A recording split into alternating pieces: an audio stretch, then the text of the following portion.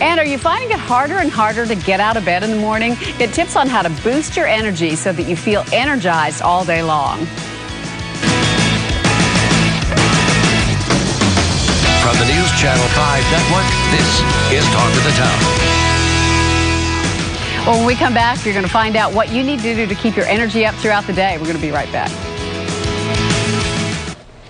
Well, there's a lot to love about the fall, but with the cooler temperatures and shorter days, sometimes it can leave you feeling a little tired and draggy. Well, here with some tips now to help you feel energized all day long is registered dietitian Dr. Felicia Stoller. Great to have you with us today. My pleasure. Thank you. Okay, so if we're feeling a little draggy, what do we need to think about? We need to think about what's going on in our lives. So look at what we're eating for food, what our bowel habits are, and whether or not we're getting enough sleep and exercise. Those are really the most important key things. Okay. Drinking water, too. Yeah, and drinking water. All right. Yeah. 8 glasses a day? It's really supposed to be ins versus outs, you know, Okay. like it's supposed to be balanced. So it's really hard to say an exact amount, and the recommendations are always changing. Okay. So fluids are really important. The other thing, too, is, you know, how you start your day. Do you get up and do you go?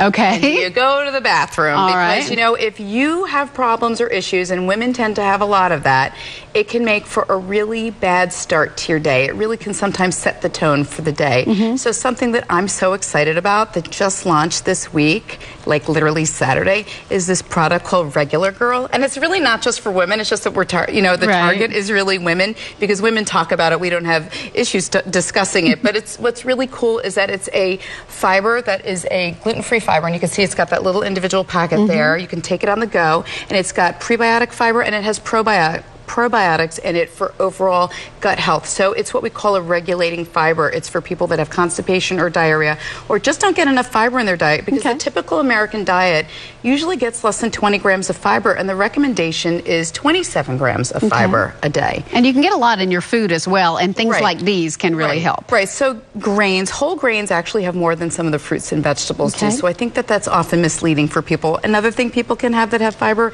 they can have nuts, avocados. We're moving into the fats here, so getting what I call nutrient-rich foods, nutrient-dense foods, not being afraid of fat, because we need fat for energy too. We need carbohydrates to fuel our brain, but we need fat throughout the day, and it helps to transport fat-soluble vitamins, and just being aware that there's different types of fats. We know about olive oil being really important in our diets. Tropical oils are becoming more popular. They've become a good replacement for a lot of the trans fats in foods, so things like coconut oil and something called sustainable Malaysian palm fruit oil. Which is different from palm oil. We talked about this. Oil. It's made of palm kernels. Palm fruit versus the kernel. You can see this beautiful color. It's got tocotrienols, and it also has beta-carotene in here. And the tocotrienols we were discussing are rich in vitamin E, and they're neuroprotective and they're cardioprotective as well. That's important stuff. And then more importantly, sleep.